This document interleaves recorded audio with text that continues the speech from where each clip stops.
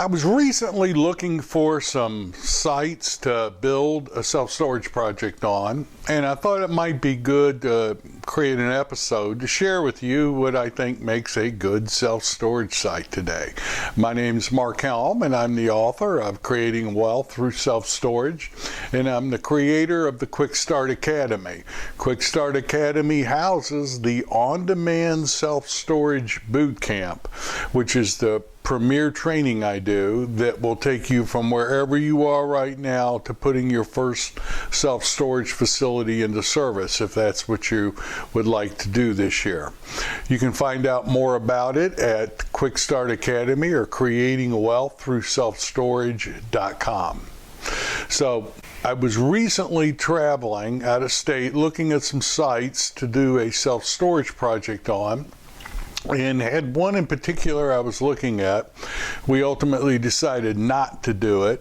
I'll share why, but I thought it'd be good to do an episode today. It's been a while on what makes a good self-storage site, in my opinion. And I think there's 4 elements that will make a great self-storage site. Let me share with you what they are. The first is always visibility, and it still is. You know, we track where our new leases come from, and you still today, you might not think so, but today the number one in almost every facility, and if it's not number one, it's number 2, is drive-by. Now, it's not like the customers or potential customers drive by, look over, see a self-storage facility and go, oh wow, I'm going to stop in and get a storage unit. That's not what happens. But if you think about it, it makes absolute perfect sense. If in the case of our portfolio, the average customer lives 3.2 miles away. I mean, I've said this before, but literally you can send a drone up and see the vast majority of our customers or potential customers. Now, if we're in a location that's visible, that our customer base sees us on a day in and day out basis, whether they need storage or not, and they drive by and see us, and then comes the time when they need storage, even if they're Googling looking for storage, they'll see our storage because we're going to show up in our trade area when you Google self-storage, and they'll say, oh yes, that facility. Or they'll think about needing self-storage and they'll say, what was the name of that facility? Oh yes, and they look us up and give us a call. So visibility still today, in my opinion, is the number one criteria for a site, or one of the high criterias for a site. Now, I know there's an argument that with online marketing, you can get people to go off the main path to get to your facility. I don't want to get in that debate. It's totally valid. It very well might be true. I just know that I'm going to be looking for a site where the customers will see us, whether they need storage or not. And then when they need storage, they'll reach out to us. I still relate to it like a retail business, and in my humble opinion, there's no upside for me winning the argument that yes, you can drive customers to a site they don't necessarily see all the time. Now, the reality is, the visibility will eliminate 90% of the sites. Why? Because mostly we're looking at kind of retail type sites, and most of the time I cannot pay a retail price for land. You know, there's a big difference between getting between $10 and $20 a square foot and getting between $100 and $200 a square foot in revenue, which, you know, some drugstores get over $200 a square foot. So I'm not going to be able to compete in that arena. But that does not eliminate a lot of highly visible sites. You've just got to look. What can you pay for land? I've done an episode on that too, and I don't have an answer. It depends on what you're getting in rent for your self-storage. If you're getting $150 for a non-climate 10 by 10, which I just saw earlier this week with somebody I'm working with, you can pay a lot more for land than you can somebody who's getting $65 for a non-climate 10 by 10. So it just depends. The number two thing which makes a good self-storage site is the submarket health, or how well that particular trade area is doing for self-storage around that site. And I can't overstress this today. The site I went and looked at last week, that's what ultimately killed it for us, is not the site, not the numbers, not the buildability, not the visibility, but just what I saw going on in that submarket. Specifically on the site I just looked at, the people who lived in that trade area had a lower income than the average facility in that marketplace. And we were, for example, in this particular one, there was going to be a emphasis on RV and boat storage. It was near the water, so there was going to be an emphasis on RV and boat storage. And yes, people will travel further with boats and RVs to rent from you. But I looked in that trade area, and nobody in that trade area had a lot of RVs and boats to store. So ultimately, we kicked that out because of that reason. I want to have a trade area that will also use my facility, and I want to see some economic health in that trade area, and I don't want to be on the lower end of the economic scale. Well, what is the per capita? Well, it depends. It depends on what part of the country you're in. $60,000 average income in San Francisco is dang near poverty, and $40,000, $35,000 is very good in certain parts of Texas. So it just depends. I can't give you a number, but what I look at is in this trade area for this site or this storage facility, how does the population demographics compare to other trade areas in that same marketplace? And I want to be towards the median or above, not towards the bottom. Specifically, what I look at to determine the health of a trade area is income per capita, in household income, and we've just talked about that. I also look at population. Now, I don't have an exact number. Very often used to be 10, 15 years ago, you would hear 50,000. I don't adhere to that because, it's great, but we're in a lot of markets, secondary and second tier and third tier markets, where you're not going to have 50,000 per capita in a 3-mile radius. I want to see some population. I want to see some people there. I also want to see, just as important to me, is population growth. Now, I don't need double-digit population growth, but I don't want to be in a trade area where the population growth has been flat over the past decade or so, or has been going backwards. Population growth will fix all the mistakes you're going to make as a self-storage builder and developer. I also look at occupancy rates and rental rates from the competition that are located in my submarket, not in my city, not in the marketplace, but in that same trade area where the site is I'm looking. Now, don't just assume because everybody's full or looks full that means it's a good trade area. You want to look at rental rates. You want to look at how many facilities might be in lease up. I don't want to be second or third in a lease up race to get the customers in that trade area. You also want to look at what the rental rates are. In today's world, it could cost us $50 to $60 to build a storage facility, a single-story drive-up storage facility. And it doesn't matter where in the country I'm building it, it's going to cost me something close to that. Yes, it'll vary a little bit, but it'll cost close to that for us today, how we build them. So, do I want to do it in a market where the 10 by 10s are going for $70?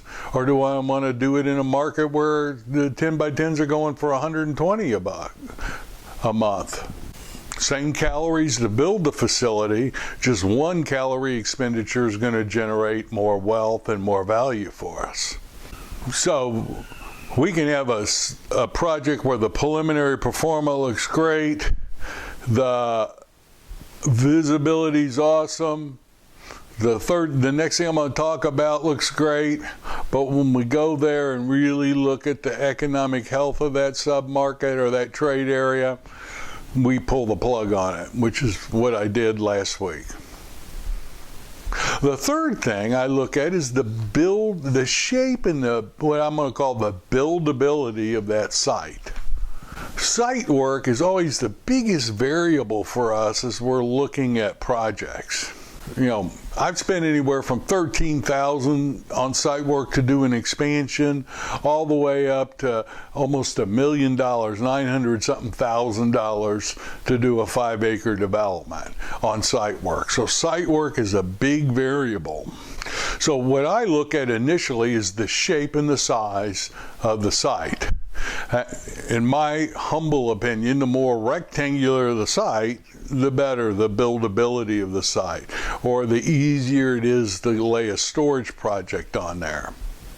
I also want to have enough room on the site for water retention. Most of the time we're going to have to retain some water. If I won't necessarily eliminate a site because I initially need to use all of it for storage, but it's going to make it hard to get to approvals, and most likely we're going to have to do underground water retention if we don't create surface retention.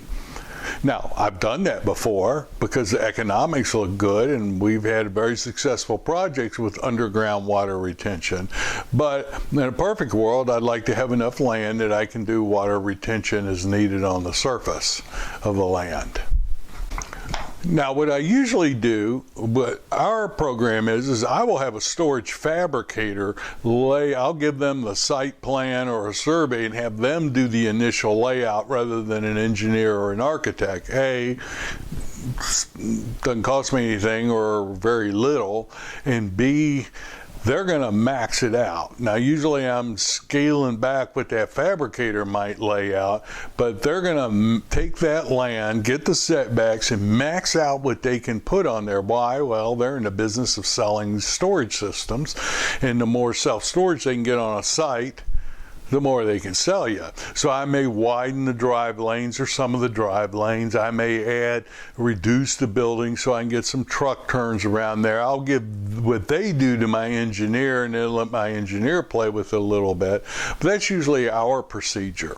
So site size and shape is important to us. And then buildability. The only way you ultimately know if it's buildable is to get a geotech report and get a topographical survey, which will tell you if you got to build the site up or take the site down. And then the geotech report will give you the compaction on the soil. You really don't know, or at least I don't know till I get those reports, how, quote, buildable the site is. But it's great if the seller has a topographical survey or a previous geotech report. That's a great start and speeds the process up. And in zoning, I've never had to buy a site that we rezoned. Very often, in most of the markets we're in, we do need to get a conditional use permit, but I almost always will just pass on a site if I have to rezone it. Now, in the very initial stages of consideration, I will reach out to an engineer who knows about that area, about what's involved in getting a conditional use permit or approvals to put a storage facility on a particular site, and we'll make a determination early on how complicated and expensive we think it may be to do that. And I'll walk from a site because, again, I've only got so many years to work and so many calories to expend, and I'm going to expend them on sites that in marketplaces and parts of the country that seem to work for me for self-storage. I'm not going to push uphill just because I want to be in this particular piece of property or this particular market area. The engineers, the fabricators, and our feasibility report are going to tell us if it's a good site and buildable site for self-storage. And then the fourth thing that we always makes a good site, and it's usually I held it for last, but it's literally the first thing we do, is we run an analysis, financial analysis on storage on that site. We do that first. I held off for last here, but I've covered in a lot of other episodes how we run the analysis, so I'm not going to do it here. There will be links if you're watching this on YouTube in the comments below. If you're seeing this on Creating Wealth Through Self-Storage in the text, there's hyperlinks where it'll take you to episodes on how to analyze self-storage, and it'll take you to a course on how to build your first self-storage facility, which covers in great detail how we analyze new construction. But that's always the very first thing we do. Then we start looking at the other factors very closely. The good news is if the preliminary financial analysis doesn't work, I don't have to waste any time on any of the other factors. I will look at that site, see if it appears like it's a site that would, at least from the surface, meet our criteria. Then I run the financial analysis. If the financial analysis is good, then I step into the visibility issue, the submarket health, and ultimately the buildability and approval process for that site. Now, here are some things. Here's the mistakes that I've made, the two biggest mistakes, and the two biggest mistakes I still see out there. Number one, you got a good deal on the land. I hope you get a good deal on every piece of land you ever buy. But don't let the fact that you can get a particular tract of land for a good deal be the main driver for you. I've seen a large number, and I'm sure you have too, of self-storage facilities that should have never been built. And I bet you half of them were built because the guy got a good, or the person got a good deal on that land. Don't let that be the driver. Make sure that the economics of the facility work, the visibility, the sub-market health, buildability. Then try to get the best deal you can. But you don't have to get a great, basement bottom bargain price on everything. If the numbers work at what the seller's asking for the land, pay it. But if the numbers don't work, don't pay it. If you want a tract, pay what the financial analysis says that will allow you to achieve at least your minimum benchmark numbers. You do have those, don't you? That's part of your business strategy we spend so much time talking about. The other big mistake I see a lot of people make is we already own the land or we already own the building and we want to do something with it, and we think self-storage is what we should do because self-storage is hot or for whatever reason. That's great if you own land or own a building to convert. Just make dang sure that that trade area that is visible and that trade area needs more self-storage space in it right now. If it doesn't, don't do it. Hold it. Do something else with it. Don't just build it, put self-storage somewhere because you control the land or control a building. We live and die by our feasibility reports, and I've seen that over and over again, and I've even done it. None of what we think ultimately matters. What matters is the marketplace. Will that trade area rent storage from you anywhere near what you have on your pro forma? And will they rent parking and RV storage from you anywhere near what you have on your pro forma? What we think doesn't matter. It's what the market thinks is what counts.